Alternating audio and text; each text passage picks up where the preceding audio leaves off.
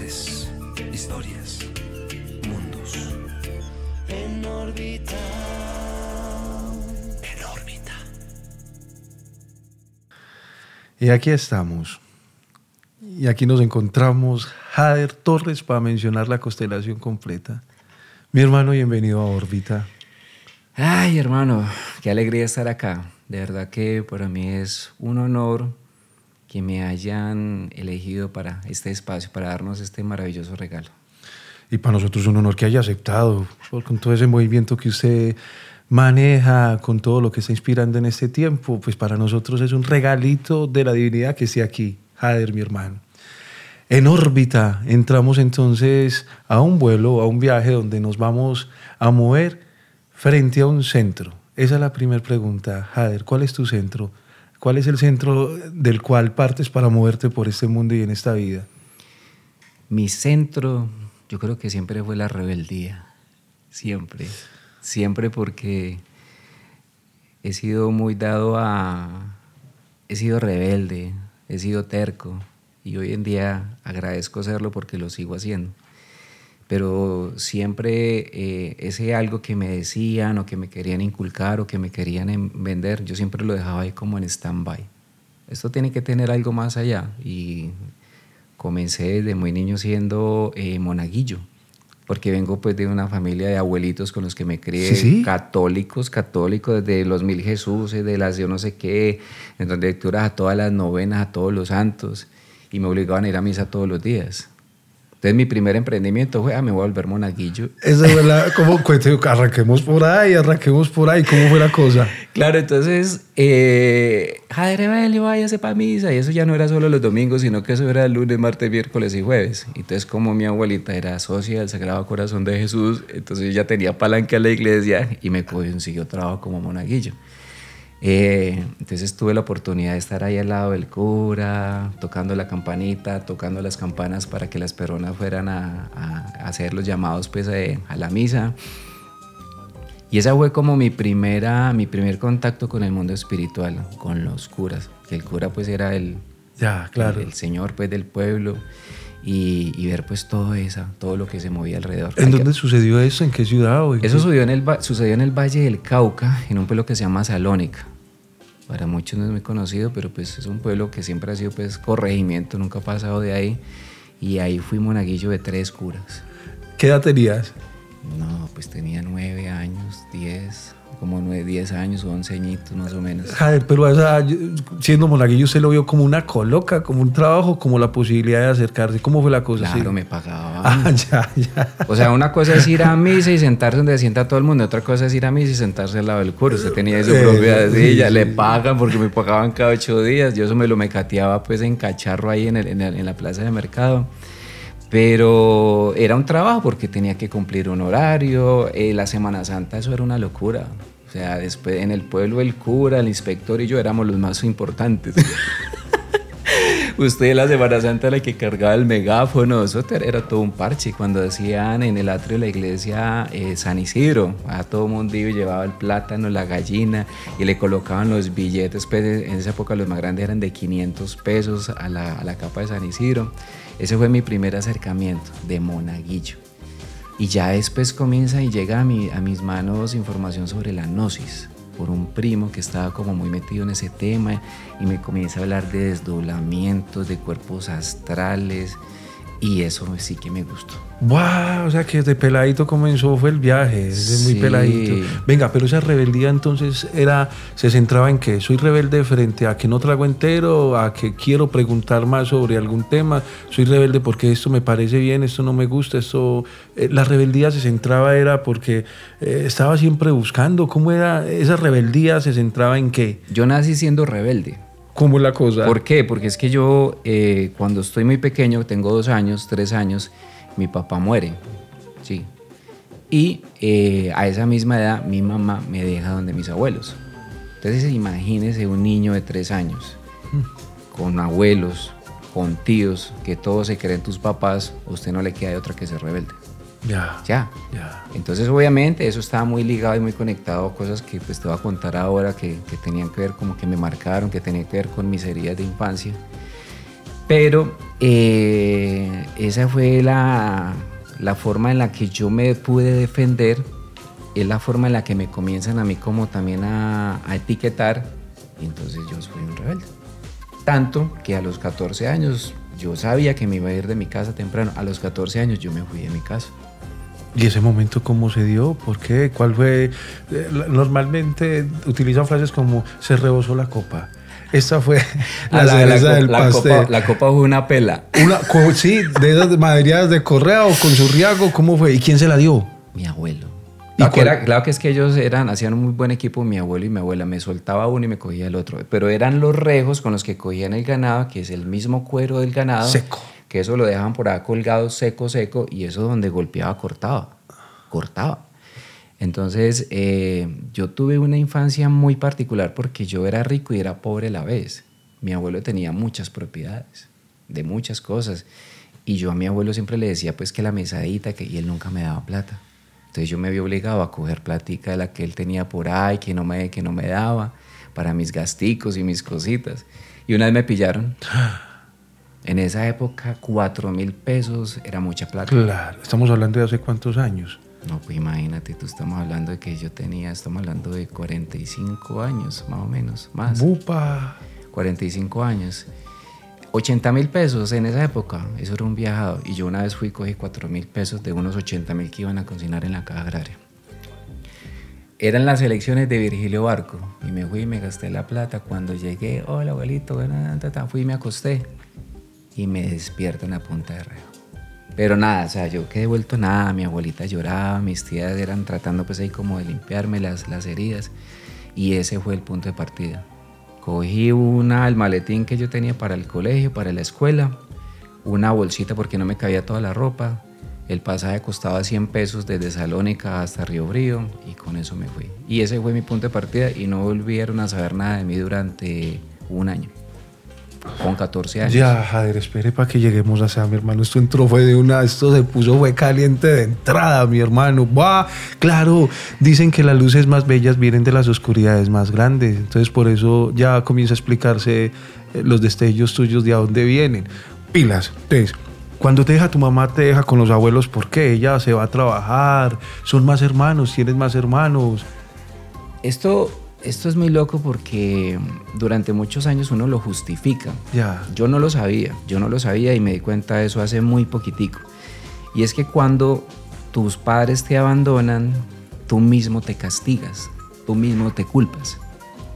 ¿Por qué? Porque yo hice algo, yo dije algo y uno, pues obviamente no lo sabe, pero detrás de eso viene la rabia. Y detrás de eso viene una gran frustración. No merecimiento y soberbia. Eso. Ya. Entonces, ese tema con los padres y el tema pues del no merecimiento tenía mucho que ver con todo lo que se iba a mover más adelante, pero por alguna razón yo sentía que me tenía que ir de la casa, que el lugar más seguro para mí era irme de la casa.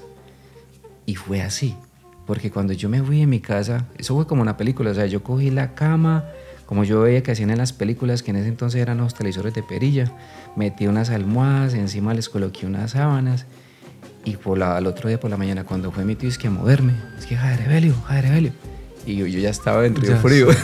Pero lo planeaste como sí, en las películas que uno salí decía. por la puerta de atrás, cogí el taxi pasó al frente de la casa, mi tío no me vio.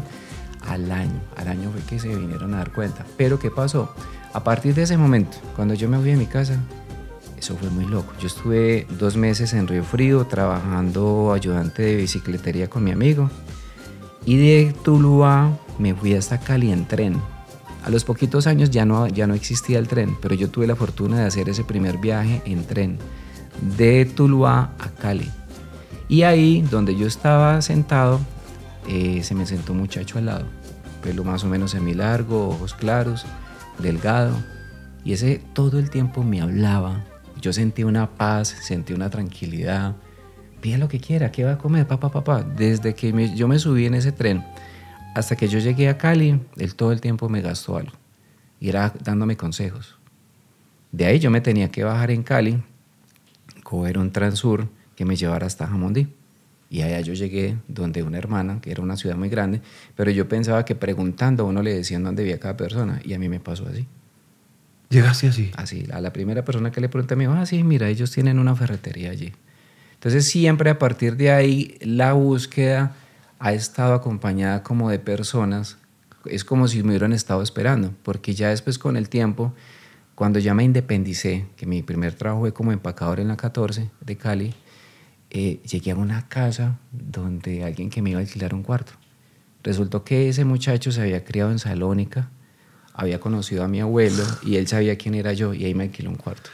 Mi hermano, a veces el caminito está preparado, lo que está esperando es que uno lo ande. Sí, ¿Sí? total. Bueno, estuviste entonces, es que iniciamos por donde deberíamos de haber iniciado y de arepa que se dice, por el niño interior, por descubrir bien cuál es ese recuerdo, cómo fue tocada la inocencia, para saber esa inocencia cómo está, que hay que mirar, que hay que observar, que hay que abrigar y que hay que sanar, ¿cierto? Entonces, el primer viaje tuyo fue escapando. Cuando saliste de ahí, dijo, me tengo que ir de acá porque si no, esto ya no está. Cuando saliste donde tus abuelos, sí. Dijiste, arranco. ¿Donde tu hermana, cuánto tiempo estuviste? Muy poco, yo creo que fueron por ahí unos 6 meses. Ahí estuve también trabajando como ayudante de electricista. Pero pues eran hermanos medios. Ya. Y yo también sentía que me tenía que ir de allá y me fui para Cali. Ya. Entonces, pero ahí durante ese tiempo me acompañó también la información de la metafísica. Ya no era la gnosis, sino también ya era la metafísica. ¿Y esa cómo te llegó? Libros. En esa época no había mucha información porque todo era por libros, pero sí circulaba mucho un librito de Connie Méndez que se llamaba Metafísica 4 en 1 y otro que se llamaba El poder de la mente subconsciente. Eso era a lo que uno tenía acceso, si se encontraba alguien por ahí como rayado que le hablara de estas cosas. Pero esos fueron pues como los primeros acercamientos a todo ese tema espiritual, ¿cierto? Echas para Cali.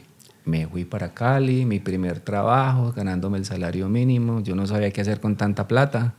Ya tenía un salario. Tenía un salario y yo no sé, en esa época todo era más fácil. ¿Y cuánto era el salario mínimo de esa época? Eran como 32.000 pesos. No jodas. Eran 16.000 pesos quincenales con todas las prestaciones de ley.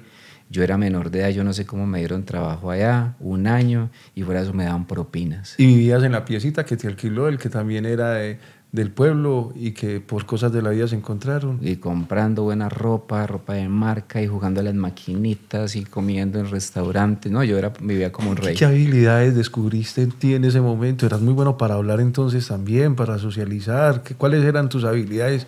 ¿Qué fuiste descubriendo en ti en ese momento? Yo lo que encontraba era que como que la gente se encariñaba conmigo. Entonces yo fácilmente encontraba familias, como que me acogían fácilmente. Entonces un amigo que conocí en la 14, me hice muy amigo, él me llevó a su casa, conocí toda la familia y yo terminaba siendo como otro hijo. Y eso se repite hasta hoy. Entonces yo como que me encontré como que no tengo que hacer mucho esfuerzo. Entonces mi infancia no fue una infancia de soledad en la que yo decía como que no, yo siempre como que tenía a dónde o a quién acudir. Cuidadito. Sí, cuidadito. Sí. Bueno, en Cali entonces el primer trabajo fue ya con sueldo. ¿Qué hacías? Empacar en las cajas, al lado de las cajas. Y con propinitas. Ya tenía clientes y eso y pagaban súper bien. La época del Cali, allá iban todos los del Deportivo Cali a cambiar los cheques, el pibe Valderrama. Esa fue una época loca en Cali porque era la época del narcotráfico. Ya. Eso eran los primeros Mercedes, los primeros BM, las primeras Toyotas. Entonces viví en la época de Cali en la que era el Cali, caliente, pero era un Cali muy diferente al de hoy en día. ¿Ya qué edad tenías? 17 años. ¿Y de ahí pasas a...? De Cali me fui para Tuluá, porque se acabó el trabajo, porque ya la cosa no fluía, y me fui para Tuluá a trabajar como en un bar. Trabajé como mesero un tiempo en Tuluá, pero surgió por ahí algo durante ese tiempo. Yo volví a Salónica, estuve unos días en Salónica y un tío me dio un papelito.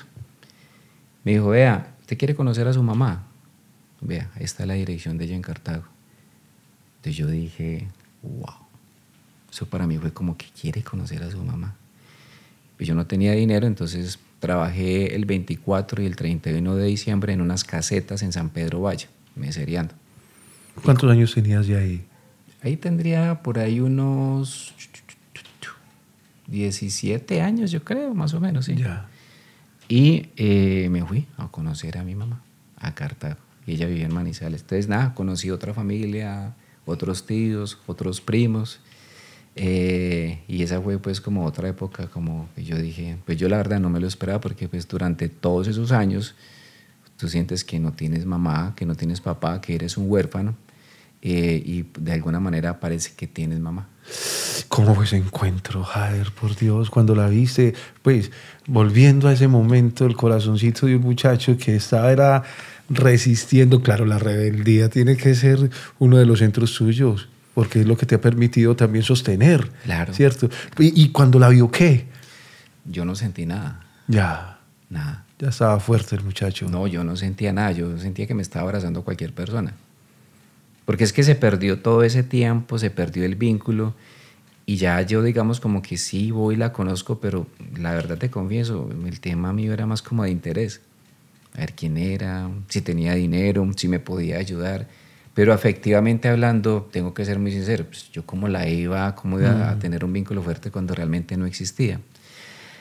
Y bueno, ahí comienza otra historia, desde la parte como de quiero llegar, quiero estar, quiero acompañarle, le quiero ayudar, pero vuelve y aparece como ese fantasma de mi infancia, donde siento que ella como que no me escucha, como que no, yo más bien estoy mejor aquí sola, que yo no sé qué. Te hace el quite. Y comienzo también como a hacerme como una regresión en cuanto a eso que yo no me acordaba que estaba ahí, que fueron mis primeros años pues, con el tema del abandono. Nace mi hija, me caso, tengo una hija pues en Sevilla Valle. ¿Y cómo fue el primer amor? ¿La primera vez que te enamoraste? Sí. ¿Cómo fue ese encuentro? ¿Cómo se dio también? No, pues es que imagínate si uno tiene este tema del abandono así, el del rechazo así tan pulpito, usted lo primero que quiere es tener quien lo acompañe. Claro, yo tenía 19 años y de una me casé por la iglesia. Y tuvimos un aborto y ya luego como a los 2 años nace mi hija, ya. Erika, que hoy tiene 33 años. Tenemos una excelente relación, somos excelentes amigos. De ahí tengo 2 hermosas nietas. Pero digamos que ahí es donde ya hago como mi primer terapia. Para mí mi primer terapia fue mi primera relación de matrimonio. ¿Por qué lo llamas terapia? ¿Cómo fue? ¿Qué te enseñó? ¿Qué te trajo? Claro, porque realmente uno no sabe qué es el amor. Uno no tiene ni idea porque todo lo hace bajo pues, lo que manda la Iglesia Católica y el tema de sí, que acompañarse, que amarse, que respetarse y que hacemos esto y que lo hacemos juntos. Pero pues realmente ahí uno no lo sabe. Con los años es que usted se da cuenta que ahí es un intercambio de necesidades y de miedos. Y por eso es que termina uno encontrándose o sintiendo afinidad por una pareja. Entonces, claro, esa relación fue muy dura, fue muy hermosa por mi hija, pero fue muy dura porque éramos un par de culicagaditos. Ya. Muy, muy, muy jovencitos. Un día nos dio la loquera, vendimos todo lo que teníamos, nos fuimos para San Andrés, pensamos que podíamos vender vendiendo manillas, por ahí vendíamos peluche, yo trabajaba mecánica y eso fue duro. ¿En San Andrés? En San Andrés. ¿Cuánto tiempo estuviste en San Andrés? 4 meses que parecían 4 años. Ya, Uy, no. Estuvo pesada la cosa. Horrible. ¿Cuál fue el aprendizaje grande allá? Pues que uno cuando está acá en el interior, como le llaman ellos, cuando usted tiene al lado la montaña, el plátano, la fruta y todo, uno no valora esas cosas. Cuando usted vive por allá es como si viviera en una cárcel. Tiene que hacer usted lo mismo cada 8 días, todo es carísimo, todo el mundo llega peleando por un pedacito de tierra. Cuando ya uno llega otra vez acá, uno dice, esto es una maravilla, me puedo ir para donde quiera. En moto, en bicicleta, a pie, me voy para una terminal y eso es una cosa muy diferente y la gente también es muy diferente. Entonces, ver cómo el ser humano, cuando viven como en espacios tan reducidos, o saca lo mejor o saca lo peor de sí. Entonces, esa experiencia ya fue compleja. Ya, mi hermano, qué camino. Yo soy cuentero, Jader. Y usted no sabe a mí cómo me apasionan las historias. Y cuando encuentro una que comienza a enseñarle a uno como de esos mensajes que le dicen a uno, vea, le mandaron a decir a través de esto que te estoy contando cosas. Que, mi hermano, usted no solamente la rebeldía, sino la resiliencia, la fuerza y un caminito también. Bueno, ahí vamos a ir tejiendo, ¿cierto? Ahí vamos a ir tejiendo. Está tu niña ya, Sí. ¿cierto? Ya la tienes. ¿Estás con ella y conviven en dónde? ¿En qué parte fue el hogar? Pues la primer experiencia de tener una familia, de ya estar casado. Estaban a San Andrés, vuelven de San Andrés y... No, ya cuando volvemos, en ese primer intento hubo un aborto, pero ya cuando regresamos al año ya queda embarazada, la que era pues la mamá de mi hija, que embarazada de Erika. Yo en ese momento no tenía ni idea. Hoy en día, entendiendo todo lo que yo tenía que trabajar por mis heridas de infancia, en el tema de maltrato y de abuso hacia el femenino, y la vida me manda mi primera hija es una mujer. Entonces yo digo, me fue bien. Me fue bien, ¿por qué? Porque mi relación con ella siempre fue de mucho respeto. Tú hablas con mi hija y ella dice, mi papá nunca me pegó. Mi papá ni siquiera me tenía que gritar. Yo no sé qué pasaría, yo no sé qué hice, yo no sé si es que yo le hice una pausa a todo lo que tenía que trabajar, pero con mi hija hice un trabajo muy profundo hacia el femenino, preparándome como también para otras cosas, porque pues esa no fue mi primera relación de pareja, porque aparte de eso tuve 3 relaciones más, ¿ya? Pero eso fue pues como una de las cosas que me marcó, o sea, mi hija, y eso, y la incondicionalidad, y el detalle, y el amor, y abrazar, y es lo que hoy en día aún me inspira a ella, cuando la veo. Yo la veo a mi niña pequeñita, que me tiene pues otras 2 hermosas nietas. Upa, mi hermano, es que uno lo vio así, sí, yo soy abuelo, y yo, pero ¿de a dónde? ¿Cómo así? ¿Qué fue? ¿Cómo pasó? Muy bien. ¿Cómo sigue la vida entonces?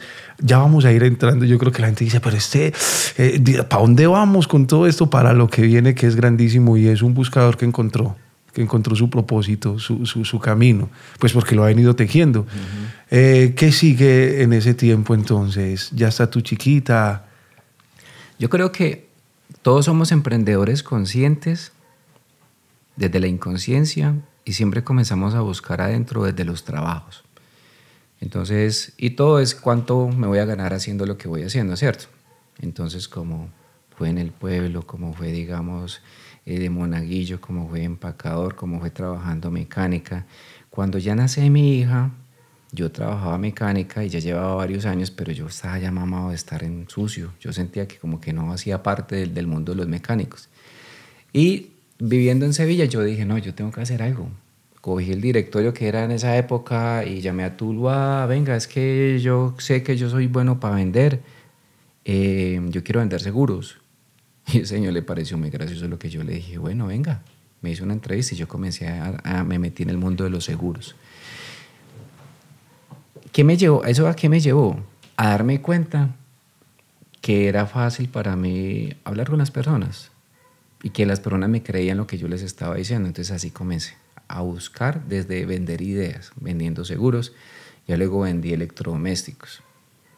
Cuando yo ya vendo electrodomésticos y me doy cuenta que no tengo que estar sucio, que no tengo que matarme, que yo manejo mi horario y que con una sola venta me gano lo que me ganaba en un mes, yo digo, no. ¿Por aquí fue? No, hasta la vista pues.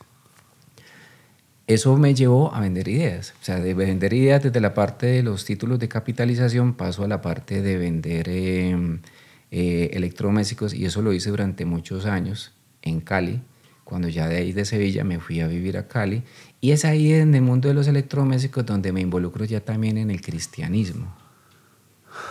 Y en el cristianismo conozco mucha gente. Obviamente es una cosa pues donde para mí lo más especial de eso siempre fue el tema de las alabanzas. Yo no lo entendía, pero era toda la vibración que se movía en ese momento cuando usted cantaba y cuando usted se movía.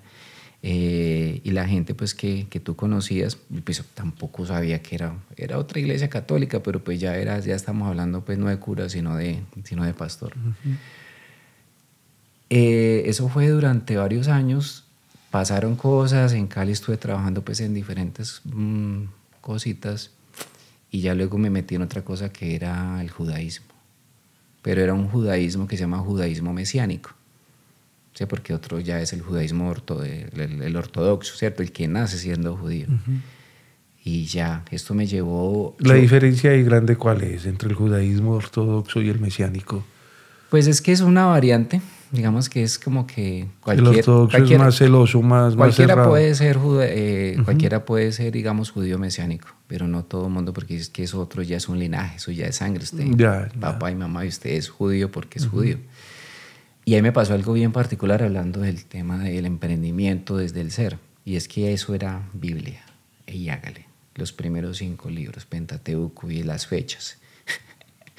Y yo me acuerdo que tenía una empresa de tecnología en ese entonces en Cali, y esa empresa se me quebró porque había que hacer el Shabbat, y el Shabbat era no trabajar los sábados. Viernes desde las 6 de la tarde hasta el sábado a las 6 de la tarde. Y el sábado era el día de mercado, me quebré.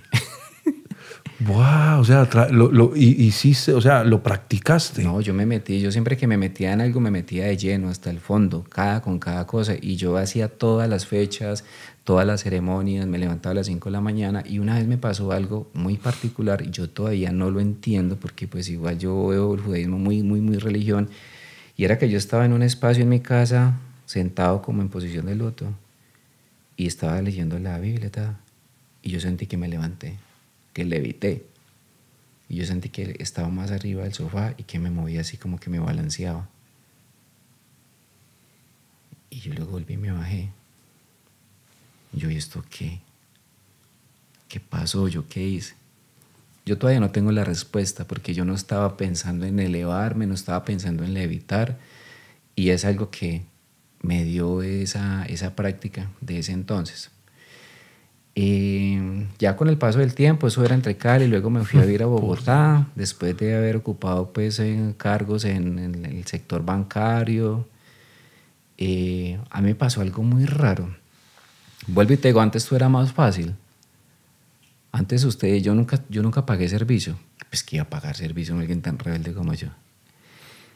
Y entonces cuando yo iba a buscar trabajo, uno en la hoja de vida Minerva, que eran las de entonces, usted colocaba distrito tal, Buga. Usted colocaba número de cédula de distrito, entonces a usted no le pedían libreta ni nada. Yo te confieso algo, yo ni siquiera terminé el bachillerato.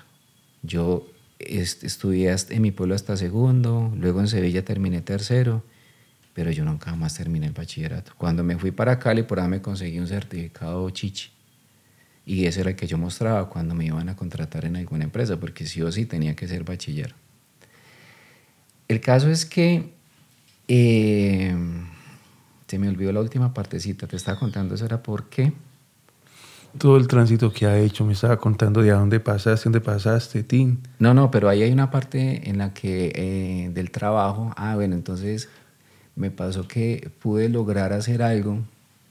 Pues decía que todo era más fácil, porque yo llego a un banco a trabajar como asesor de tarjetas de crédito, y luego en ese banco me dan la oportunidad de trabajar como promotor de Bancaseguros, y en ese mismo banco me da la oportunidad de trabajar como director regional de Bancaseguros. Con el cartón chichi que había conseguido de Buga. Sin libreta, sí. Sin libreta y con cartón chiviado. Venga, a ver, yo le digo yo por dónde voy vibrando también con eso que usted me está contando, mi hermano. Pues claro, porque usted está...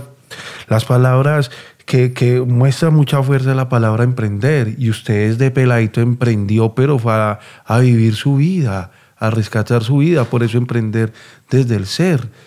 Mi hermano, es que usted... Es que si ahorita estábamos hablando, yo no me imaginé que todo esto es para una película, mi hermano. Esto es para un libro que cuente el caminito de un rebelde. ¿Sí me entiendes? Entonces, claro, usted emprende es un camino, porque uno a veces escucha la palabra emprender y uno se imagina lo que estás diciendo, negocio. No, emprender también es iniciar una idea, Encender. Encender, esa es la palabra. Mire por dónde fue, desde dónde viene esa chispita. Sí. Llega usted, ya está por ahí en esos estamentos tan grandes siendo director de Bancaseguros, en Colpatria en esa época. Y eso me ayudó muchísimo porque, claro, para mi familia yo siempre fui el rebelde, y pues ellos no daban un peso por mí cuando yo ya es que trabajando en un banco y con un cargo que era superior al de los gerentes de oficina. Para mí fue una época loca, una época de mucho derroche, ¿cierto? Pues de mucha vanidad y de mucho ego, pues sí, porque me gustaban las motos, los carros. Estaba en un círculo de... Sí, estaba en mi círculo. Pero llegó un punto en el que yo me cansé de eso. Yo renuncié. Yo renuncio porque la que era mi compañera de vida en ese momento, que estaba muy joven, ella muere de cáncer. Viví con ella durante 5 años. Allá en Bogotá. En Cali. En Cali estabas. En Cali. Ya. Y el tema con ella todo fue así. El caso fue que le diagnosticaron cáncer y el caso, apenas le diagnostican, más o menos en 3 meses, ya pues todo sucede con metástasis. Ahí hice como mi maestría de desapego, entendiendo la muerte, porque me tocó hacer todo ese proceso con ella, acompañándola, llevándola, que le hacían el examen, que le hacían esto, que le hacían lo otro, acompañándola hasta los últimos deseos, acompañándola hasta su último suspiro en la unidad de cuidados intensivos y haciendo cada cosa que ella quería que se hiciera en el momento que ella ya hubiera desencarnado.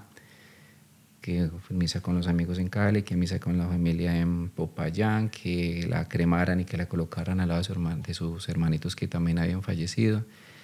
Entonces a mí fue un cierre de no querer más trabajar allá y ya luego compré una empresa de tecnología con la liquidación y otro dinero y ya empiezo mi época de independiente como empresario, pero ya hablando de algo completamente diferente porque ya me sabía el derecho y al revés lo de bancaseguros y pude conocer el banco desde adentro, desde lo que se hacía cada 8 días y cómo era realmente el ambiente entre compañeros, pues que realmente un compañerismo no había mucho.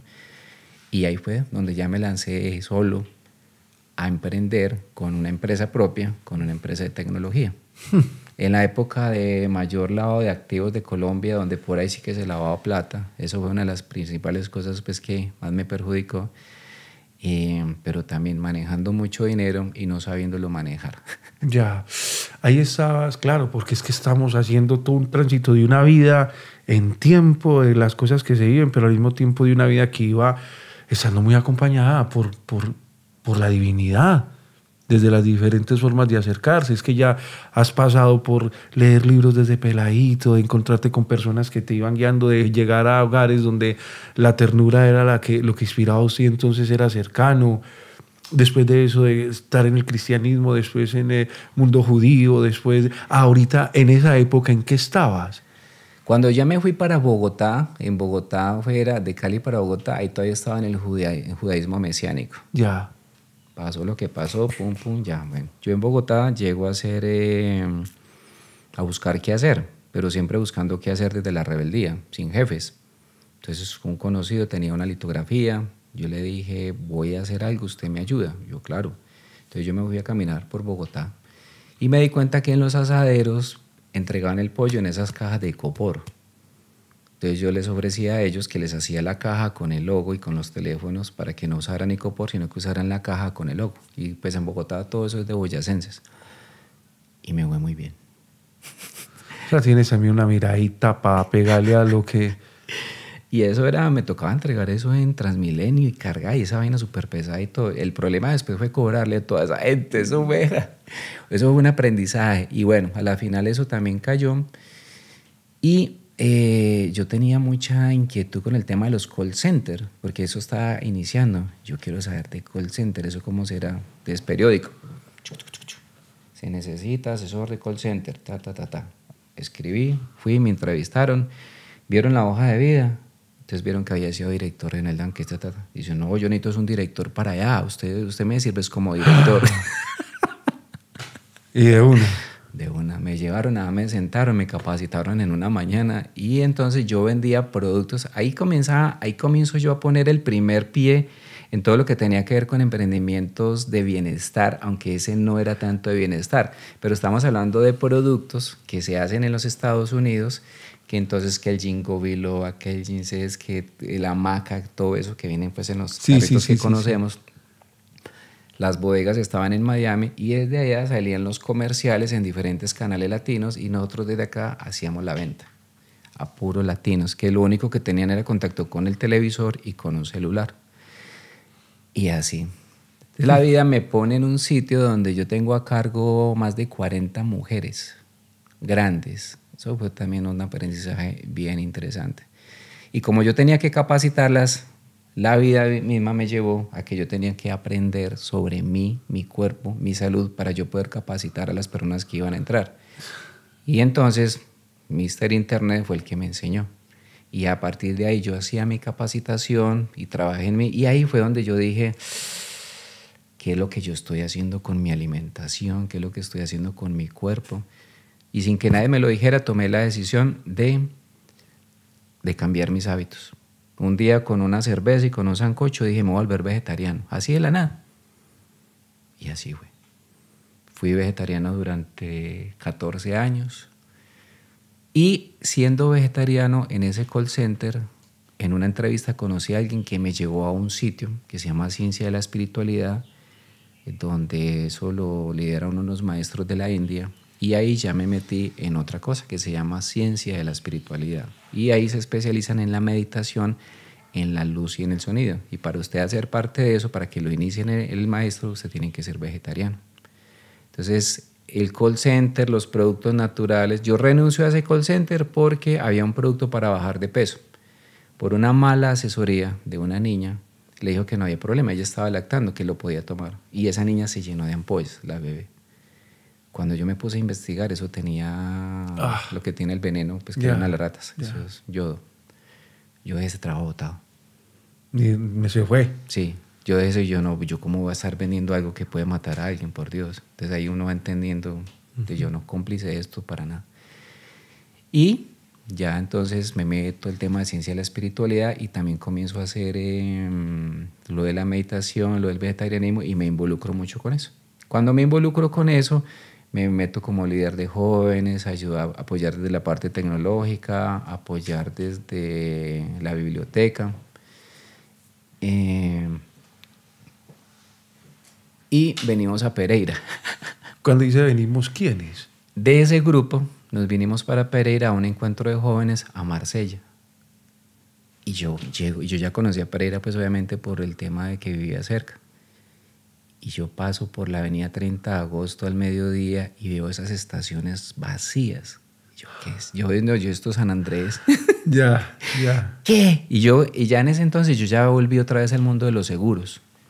Me metí otra vez en el mundo de los seguros, como que ya había tenido una experiencia, pero entonces yo ya sabía, entonces yo solo vendía un tipo de seguro, que era un seguro, era una idea, era como el complemento de todo lo que yo había aprendido. Entonces yo vendía una idea para que las personas ahorraran para toda su vida, que era como si estuvieran ahorrando su propia pensión. Y eso yo lo podía vender desde donde yo viviera. Y yo, yo me voy para Pereira. Pero lo que te enganchó fue ver que no era tan caótico como donde estabas y que las estaciones de Pereira. La energía de Pereira. Fuimos con los muchachos, llamé, otra vez directorio, un cuarto. Me lo guarda que yo voy para allá. Sí, yo viajo el sábado por la noche. Bueno, hágale, mijo, yo lo guardo.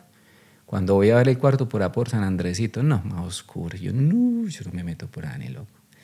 Entonces fui, hablé con los amigos de Ciencia de la Espiritualidad, uno de ellos pues es un hindú, y me dijeron, compre el acierto.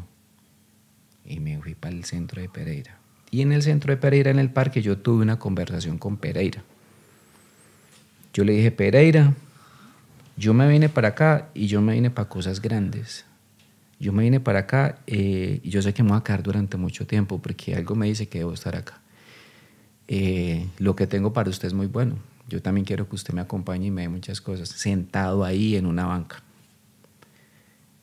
Y cogí el acierto, cuando es que un apartamento estudio amoblado en la 30 de agosto, atrás del Hotel Torreón. Me fui para allá. Abajo tenían lavandería, me lavan hasta los calzoncillos allá. Y yo no tenía en ese momento los documentos de trabajo porque pues era sábado. No, ya me dejaron quedar de una, venga, ¿qué es? Me paga la otra semana y la otra semana también me da los documentos. Derechito. Derechito. Y así llegué yo a Pereira. ¿Cuántas personas conocí? A 2. A esos 2 amigos que estaban en Ciencia de la Espiritualidad. Pero yo ya tenía donde vivir.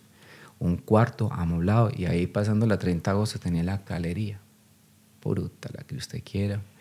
Como era vegetariano, comienzo a conocer a las personas en medio de los restaurantes vegetarianos, pero vendía seguros. Y así fue. ¿El seguro era sobre pensiones o sobre...? Un seguro de ahorro que al final terminaba convirtiéndose en una pensión. Ya. Eso me dejó muy claro algo, y es que el colombiano no lee. Porque usted le dice una cosa, pero como no lee, venga, es que devuélvame la plata. No, es que ahí dice que eso es una pensión, eso no es que devuélvame la plata a los 2 años. Durante todos esos 2 años, dándole a eso, hasta que por allá, entre todas las personas que había conocido en los restaurantes vegetarianos, un loco de esos le dio por invitarme a tomar yaje. Y ahí fue donde todo esto empezó.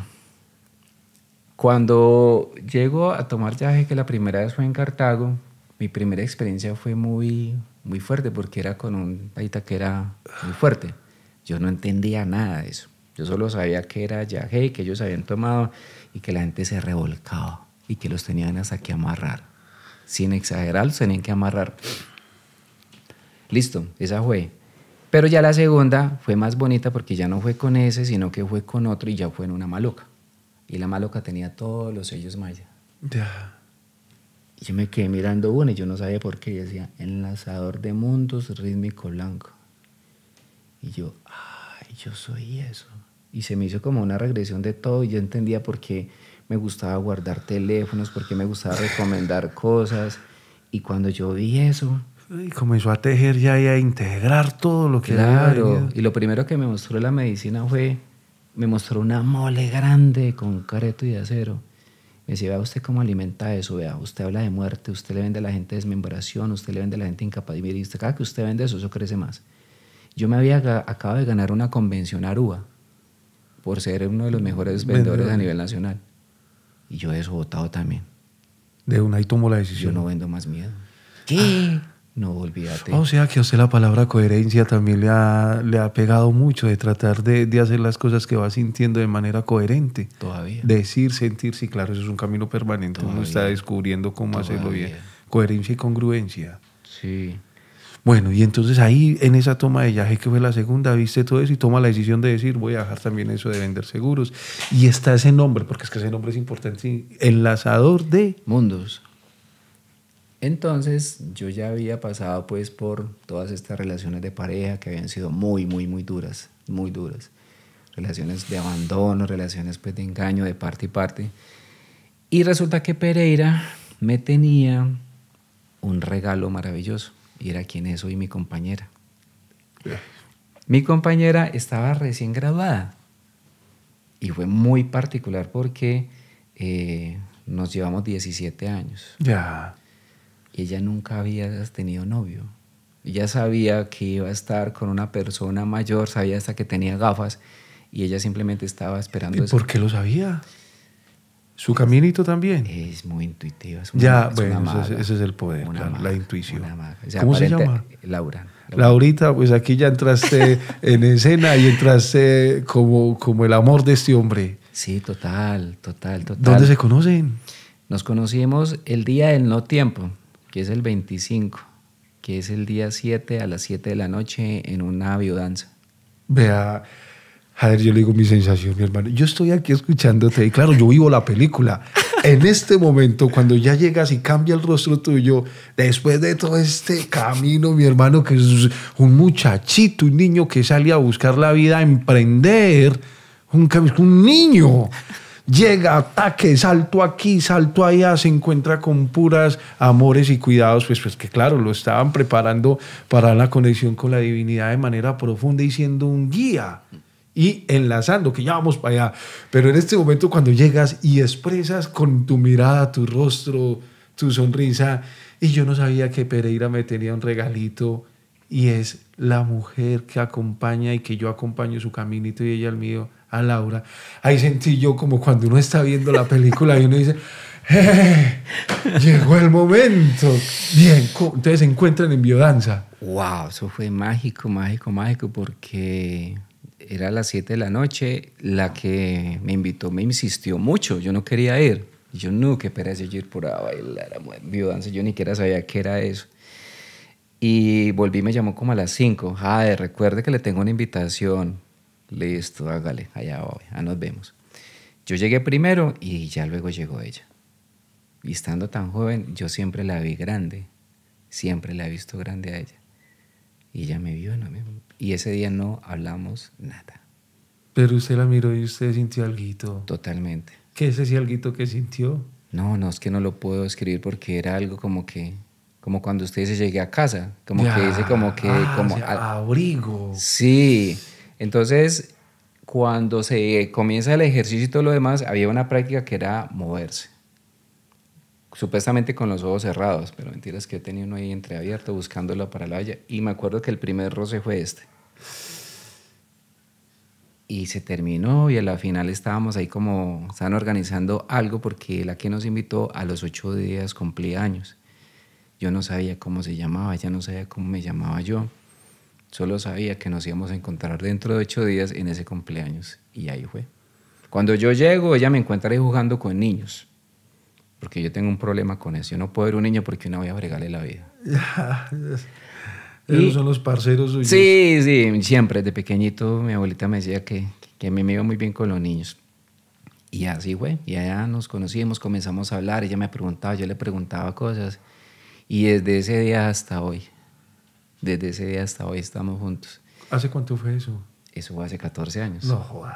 Hace 14 años. La relación con la que más he durado, la relación que me puso el freno, porque yo me iba y me desbocaba de una, me iba a vivir con ella. Decía, no señor. Vamos para suave, vamos a hacer noviecitos primero.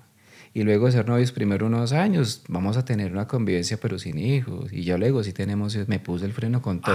Ella. Pero digo, claro, por ella siempre fue la grande en ese sentido, por eso, porque pues viene de un hogar muy bonito, bien constituido.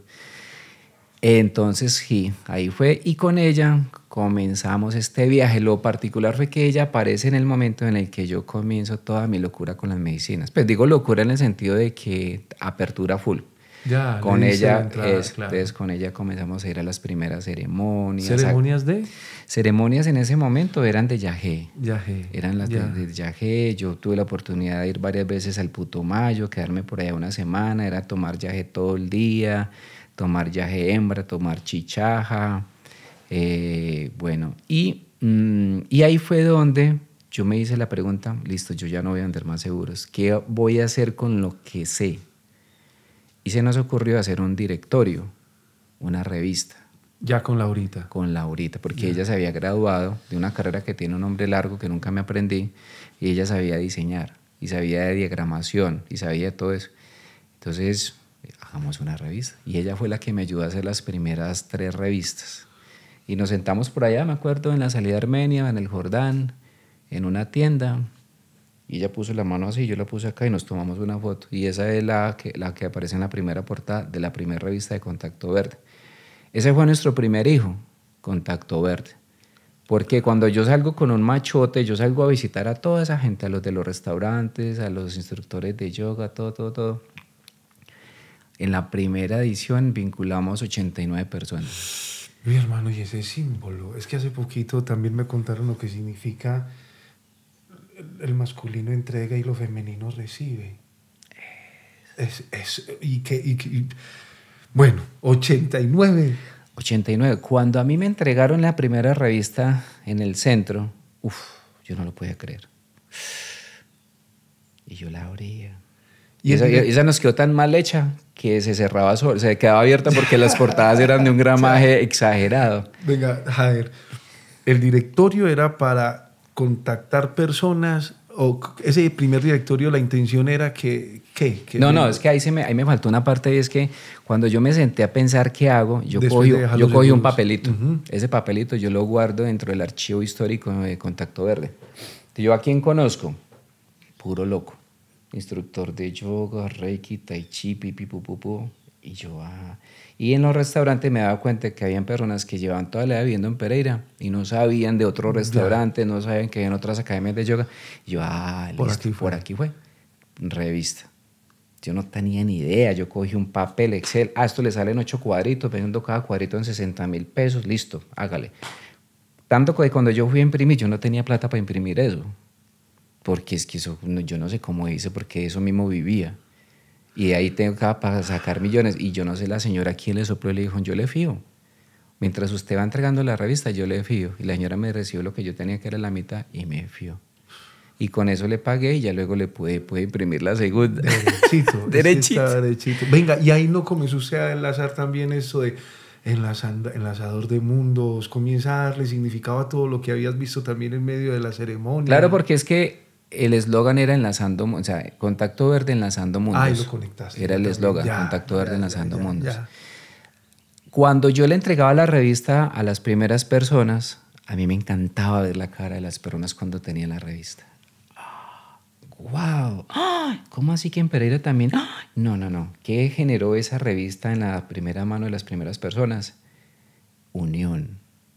Hay otros como yo. No estamos solos.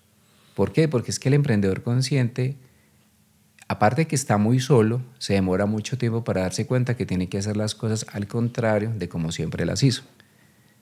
En común unión. Si usted no se acompaña de otros, se jodió. Ya, claro, vinimos a compartir. Vinimos a compartir. Cuando ya comenzamos a hacer esa revista, fue súper bonito porque cada revista era mejor que la anterior. Llegamos a un punto en que ya era más grande, ya era lomo cuadrado. Estuvimos a esto de venderla a nivel nacional. ¿Por qué? Porque la empresa con la que firmamos ese contrato se quebró. Ya. Pero ya estaba lista para colocarla en droguerías, en supermercados. Sino que eso se hizo a la par cuando el fenómeno revista comenzó a debilitarse. Tú ibas a la librería nacional y cada vez había menos revistas. Pero nosotros no dejamos de contar historias. Entonces, hacer Enlazando Almas, en ese entonces Contacto Verde, siempre ha sido un deleite, porque cada persona que me contaba su historia era alguien que tenía algo para mí, que yo tenía algo para ella. Entonces, así fue como pude conocer y ser conejillo de indias de constelaciones, de todo tipo de meditaciones, de todo tipo de prácticas, de medicinas, que es lo que hasta ahora nosotros hacemos. Alcanzamos a hacer 6 ediciones, 25,000 ejemplares en todo el eje cafetero, incluido Cartago. Y de ahí sale una revista, la revista Semana Sostenible nos hizo un reconocimiento a nivel nacional porque en ese entonces éramos una fundación. Entonces quedamos dentro de las 100 fundaciones que dan ejemplo en Colombia. Y eso fue por medio de mi compañera que vio una revista, que vio que estaban haciendo esa convocatoria, mandamos toda esa información, volvemos al otro mes a comprar esa misma revista en la 14 cuando existía. Y sale. Y es que nosotros ahí, yo no lo podía creer, nosotros estábamos dentro cuando existían más de 100,000 fundaciones en Colombia y quedamos nosotros ahí. Ese ha sido un camino súper bonito y ha sido una muestra de simplemente suéltese, permítase que esto a uno lo acompaña. ¿Y ahora cuál es el nombre que tiene tu camino? Enlazando. Sí, pues durante ese tiempo se hicieron las revistas, pero también se hicieron eventos, se hicieron ferias. Los primeros eventos fueron ferias de negocios verdes. Yo estaba muy vinculado a los mercados agroecológicos. Ahí fue donde conocí mis primeros emprendimientos. Ahí aprendimos qué era un emprendimiento maduro, como cuál era el nivel en que estaba cada uno. Eventos en centros comerciales que se llamaban Cuerpo, Mente y Alma. Y llega un momento en el que nos dimos cuenta que el nombre era como, estábamos muy teniendo en cuenta como directorio ambiental. Y dijimos, este nombre tiene que ser un poco más amplio. Y entonces ahí es donde nace Enlazando Almas, que era el eslogan anterior. El eslogan era Enlazando Mundos y pasamos a llamarnos entonces Enlazando Almas. Y si te preguntan a ti qué significa ese nombre para Jader, ¿qué significa Enlazando Almas? Para mí es renacimiento, para mí es origen, para mí es la esencia, es lo que realmente somos, y volver a fortalecernos unos con otros. Hay mucha gente que está esperando esto, o sea, hay gente que tiene como tan clara la información, el nuevo tiempo, los sellos maya, que ellos saben quién es su oculto, que quién es su antípoda, y yo puedo trabajar con este porque este es enlazador, porque este es mi oculto, porque este es lo otro. Entonces ha sido muy mágico. Durante todos estos años ha sido magia pura, porque no hemos hecho otra cosa diferente que emprender desde el ser. Emprendedores del ser. Emprendedores y emprendedoras, porque aquí Laurita es protagonista. Totalmente. Siempre ahí con la antena, siempre ahí con la intuición, siempre con el es por acá, siempre a veces también quedándose callada para que se dé cuenta que por ahí no es, pero también aprendiendo mucho a conectar con el femenino, con la intuición, que era algo a lo que yo no le ponía mucho cuidado. Jader, mi hermano. Vamos a ir recogiendo hasta acá para poder darle a esto todo el poder y la fuerza y el amor y la gratitud de lo que estamos hablando. Vamos a ir recogiendo. Listo. El primer camino fue lo gnóstico, después siguió ya con la metafísica. Te voy a pedir algo a ver cómo nos va. Vamos recogiendo. ¿Qué te deja lo gnóstico? ¿Qué te deja la metafísica? ¿Qué te deja el cristianismo? ¿Qué te deja el mundo judío mesiánico? ¿Qué te deja el espacio de conexión espiritual? ¿Qué te ha dejado cada una de estas herramientas? O si quieres decir lo que yo logro condensar en todas es esto. Digamos que son dos, se parte en dos. Y Sí. se parte desde el momento en el que yo tomo yagé, porque cuando yo tomo yagé yo ya meto la cabeza a otro mundo. De ahí hacia atrás, hasta ser monaguillo, fue mucha información. Ya, Cero interiorización. ya. Sí, porque aún lo que pasó con el judaísmo mesiánico yo todavía no entiendo por qué levité. Es la hora que yo no sé por qué pasó. locura, mi Sí, no sé por qué pasó eso. Pero ya pasamos esa a la práctica, ya pasamos esa a la parte de integrar. Entonces ya la medicina, ciertos tipos de meditación, ciertos tipos de respiración ya te llevan adentro. Y ya entonces tú te das cuenta que la cosa es única, el camino es genuino, no hay dos caminos iguales. Y tú te sientas a tomar yagé al lado mío y usted no ve lo mismo que yo veo, porque ahí para atrás es lo que determina lo que cada uno tiene que ver y sanar.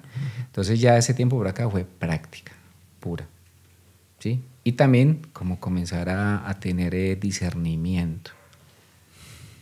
¿Por qué? Porque pues es muy fácil seguir haciendo lo que los demás te digan. Y a eso es a lo que debemos volver, a la rebeldía. Pero más que la rebeldía es como a esa intuición, a esa parte crítica en la que yo digo, a mi cuerpo me está diciendo que eso no es por ahí. Y como que yo tengo, como tú me decías ahora, apelo. Para que yo pueda decir con certeza, esto a mí me sirvió, esto a mí me ayudó. Pero no porque a otro le sirvió, también a mí me va a servir. Entonces esto nos ha mostrado que durante, digamos que con todas las opciones que existen en este momento, que son un universo, son necesarias, dependiendo del nivel de vibración, dependiendo de las heridas, dependiendo de con lo que cada uno vibre. Porque hay cosas que son muy voladas, hay cosas que son más o menos, hay cosas que son más básicas.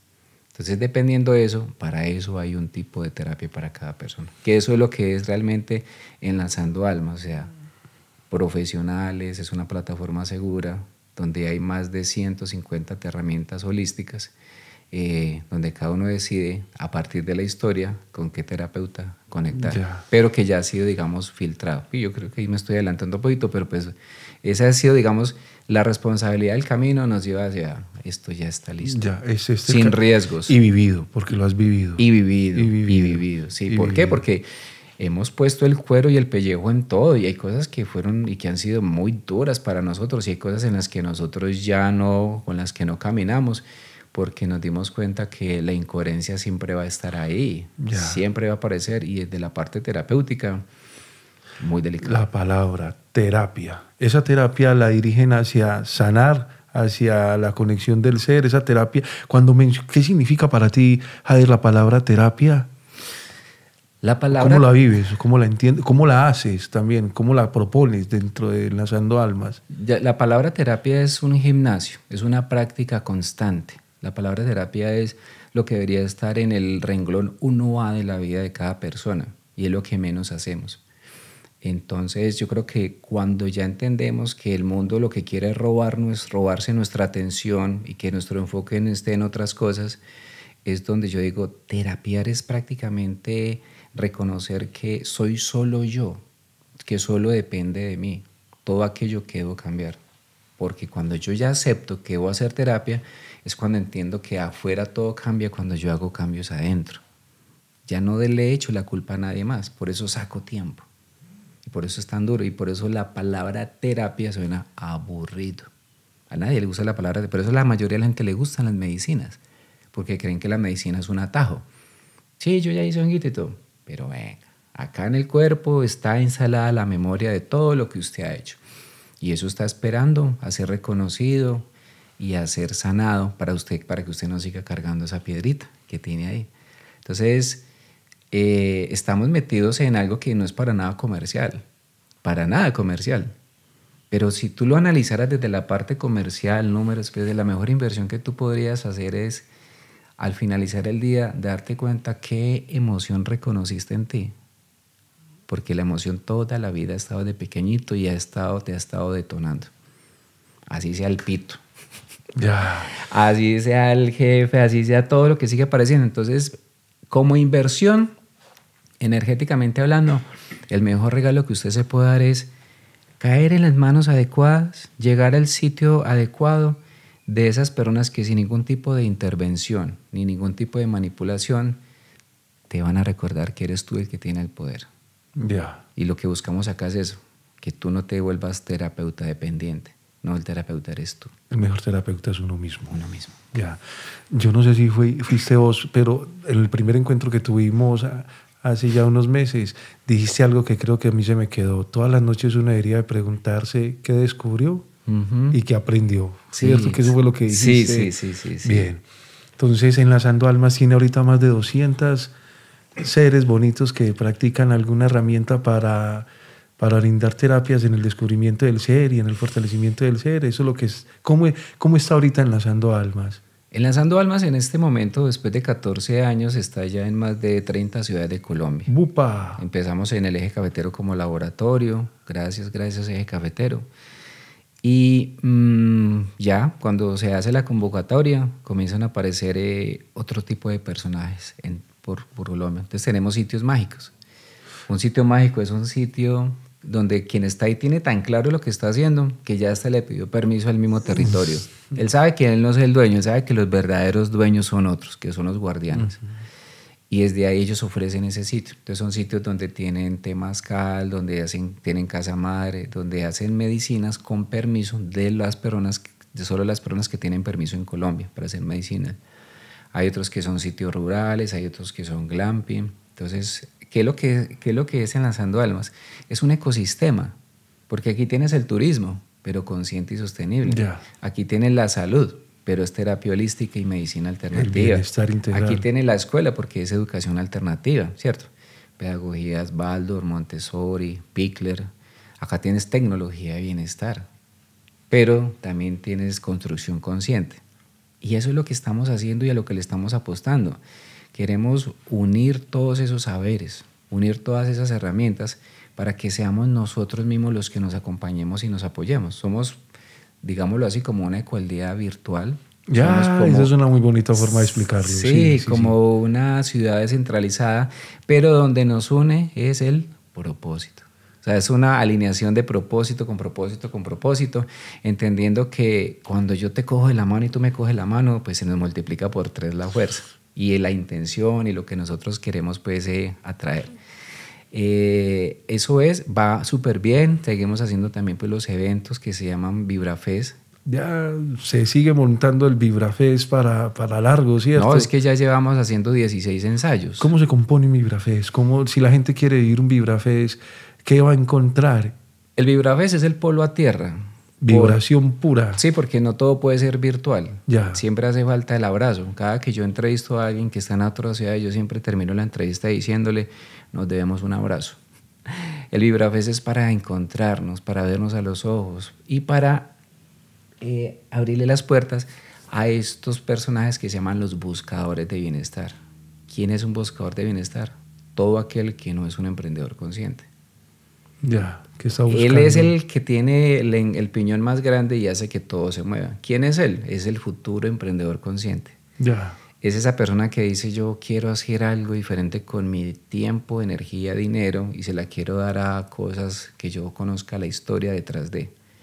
Entonces, eso es VibraFest. Es la unión de todo ese ecosistema con el buscador consciente, donde hacemos charlas, prácticas, talleres y conferencias. Y que cuando la gente va, sale con la información instalada de verdad. Porque eso es algo vivo y es algo real. No solo es motivación hasta la puerta del lugar y ya después se me olvidó. No. Ya es vibrar en vivo y en directo. Pero todo sale de la misma comunidad. La misma comunidad es la que pone la charla, el taller, la práctica. Y más que eso, ellos van y conocen 60 propósitos. Ahí están. ¿Quieres hablar todo? Ahí hay un terapeuta que te habla sobre las heridas de la infancia. Ahí está, ve, habla con él. Ya, Enlazando Almas va a estar ahí. en vivo y en directo, en carne viva, para que la gente lo vea. Entonces, Sí. las personas que hacen parte de Lanzando Almas, ¿cierto? Son las que van a estar en el Vibra Fest. Que han pasado Muy ya bien. por un filtro, que ya Muy todos bien. sabemos que son personas coherentes.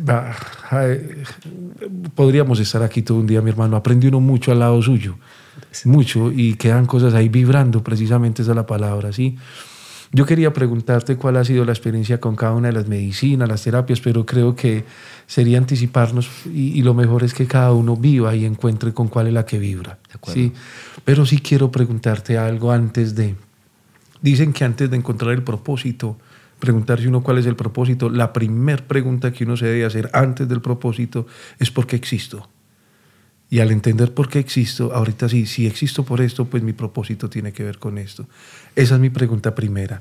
Después de todo este recorrido, mi hermano, que ha sido una cosa impresionante, impresionante. Creo que hasta la mirada me cambia frente a vos, porque ya digo, todo este recorrido hace que lo mire con cierta admiración profunda de un muchacho, un niño que ahorita lo que está haciendo es enlazando almas, porque emprendió un caminito para su propia alma de reconocimiento, de rebeldía, pero rebelde como con argumentos que se fueron armando en todo el camino que ha venido tejiendo. ¿Por qué crees que existes? ¿Para qué existes? Hace un rato yo te decía que para mí la vida es fascinante, para mí la vida es magia, para mí la vida es todo el tiempo, todo se está comunicando con nosotros, todo el tiempo. Y yo creo que precisamente la clave de todo esto está en la conciencia. Así como te decía, qué emoción descubrí que llevo cargando durante hace cuántos años. Qué tan consciente estuve hoy en mi vida. Ya entiendo por qué uno se acuesta y se levanta, se acuesta y se levanta, se duerme y se despierta. Y es porque cada día es una oportunidad. Y es para ver las cosas de una manera tan simple, y yo realmente estoy acá y vibro, precisamente es por habitarme cada vez más en la conciencia y en hacer todo esto primero para mí. Uno va a decir, no, es que yo estoy aquí, es que esto es para ayudar a los demás. Si yo no me ayudo a mí, yo no puedo ayudar a nadie. Si yo no testeo algo, yo no puedo hablar de algo. Entonces, ¿para qué estamos acá? Para crear este camino, esta infraestructura, este método y esta plataforma para que cada persona que quiera descubrir su propio camino, ahí está para que también tome sus propias decisiones. Muy bien, anclémoslo y juntémoslo. Entonces, ese es el existir de Jader, ¿cierto? Por esto estoy acá. Tiene que ver con mi conciencia y el camino hacia adentro, ¿cierto? Y el propósito, entonces, se llama, el propósito superior tuyo ahorita, ¿cuál es? Disfrutar. Disfrutar. Ahí llegamos. ¡Upa! ¡Qué bonito esto! Disfrutar. Qué enganche le hizo todo usted para llegar a esa palabra. Qué bonito, mi hermano. Gracias. Pues a ver, vamos a pasar a la última sección que tenemos nosotros aquí en órbita y se llama Debajo de las cobijas. ¿Por qué? Es el momento íntimo. Dicen que uno cuando ya está arrunchadito bajo las cobijas es donde se hablan las cosas más íntimas. Esas preguntas que nos enseñaste la primera vez. ¿Qué descubrí hoy?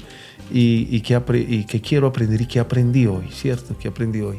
Entonces te voy a pasar una cobija para que cerremos este viaje en esta órbita que hoy tuvo como centro un rebelde, pero guiadito, un rebelde que le fue saliendo la cosita, como llaman, con puras diosidencias, ¿cierto?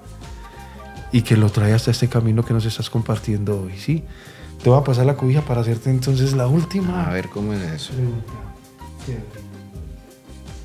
Mira, y el verde. Esta es la de Tola. Esta puede ser la de qué nombre nos ponemos. No, hermano. Teresa y Y Tulia. Edumí. Y Edwin. Ya, muy bien. Uf. La palabra en la que terminó me dejó también a mí ahí vibrando. Qué bien, mi hermano. Que Dios bendiga siempre su caminito, Javi. Amén, hermano. Bien, vamos a terminar de una manera como se debe terminar para iniciar precisamente y para acompañar siempre el caminito del amor. Retornamos a Laurita en este instante. Y retornamos a Laurita con la familia que tienes. ¿Quién compone tu familia ahorita en este tiempo de tu vida en términos general? ¿Tu hija, la mayor, y quién más? Erika, la mayor, Samantha y Allison, mis dos nietas. Y con Laura tenemos a Emanuel y a Gael. Uf, Ese nombre está, los nombres están bellísimos. Sí. Bueno, mi hermano, para cerrar, el nombre que tiene el propósito tuyo y de Laurita de Enlazando Almas es bellísimo. Es una frase, un nombre, un eslogan, es algo que se explica por sí solo, sí, Enlazando Almas. Ahora quiero que aquí debajo de las cobijitas, antes ya de despedirnos en esta órbita que se llama Enlazando Almas precisamente, me describas qué logras identificar tú en el alma de Laurita que hace que se enlace la tuya con ella de esta forma tan especial que tiene que ver con el amor. Amor incondicional, respeto por el proceso y fe. Siempre ella ve la grandeza que hay en el otro, en este caso la grandeza que hay en mí, y siempre he entendido cuando ya estoy o no estoy listo para algo. O sea, es un tema es como una inteligencia emocional cósmica, algo así que yo todavía no entiendo, pero donde con 2 palabras, ante algo que puede ser una duda muy grande para mí, con 2 palabras ella me lo explica. Y yo digo, wow. Entonces es magia pura, y la pregunta que yo muchas veces me hago y que yo se lo he hecho a ella es, no sé cómo ha hecho conmigo. Ya. Dicen que detrás de una mujer fantástica y maravillosa hay un hombre que está buscando fortalecer una masculinidad sensible. Tal cual. Muy bien. Tal cual. Y, ay, Laurita, esto quedó bello para que lo vean enlazando las almitas allá en la casa. A ver, ¿cuál es la herramienta que estás practicando ahorita que te está llevando a descubrir y a darle a decir este aprendizaje me llegó y me tiene enganchado? La última, y me tiene completamente descrestado después de haber hecho tantas cosas, y es que prácticamente la vida terapéutica me llevó a volver otra vez al principio, y me llevó otra vez allá, al momento del abandono. Me llevó otra vez al momento en el que yo no sabía dónde estaba mi mamá y que no sabía nada de mi papá, y estoy haciendo una terapia sobre las heridas de la infancia. Pues a partir de haber hecho muchas medicinas y haber hecho muchas cosas, yo nunca había sentido tanto llanto, tanto dolor y tanto desgarro simplemente respirando a partir de una terapia. Pero te cuento que lo que yo sentí ese día trabajando eso, que no sabía que lo tenía, porque como te digo, uno de bebé se culpa. Y yo tenía mucha rabia. Cuando yo estaba pequeñito a mí me pegaban, me daban unos ataques de histeria que la solución era o me daban una bofetada o me echaban un baldado de agua, porque era demasiada la rabia que yo tenía en mí. Y es precisamente ahí es donde saco toda esa rabia. Y esa rabia es la que en su momento uno no se da cuenta que la descarga con los hijos, porque uno es cansón, porque es cantaletoso, porque es intolerante, pero es esa rabia misma manifestándose. ¿De quién? De ese niño herido que uno no ha abrazado. Ese niño simplemente está esperando que usted vaya allá a abrazarlo. Esa terapia me permitió a mí sentir que me quité un morral y con muchas piedras. Es como sentir que la rabia se fue. Y es poder ver a mis hijos de otra manera. Y es volver a casa y es estar de verdad en casa. Y es verme a los 3 años con Gael y es verme a los 9 años con Emanuel. Pero ya desde otro lugar.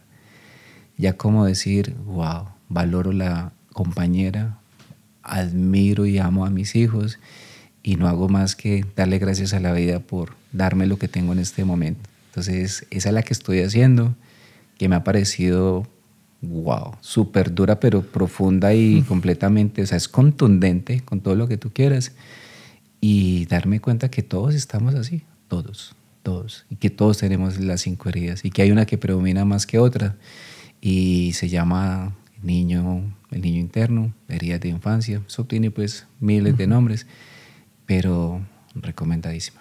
Muy bien. Y ya como para decir, ya, vámonos, ya.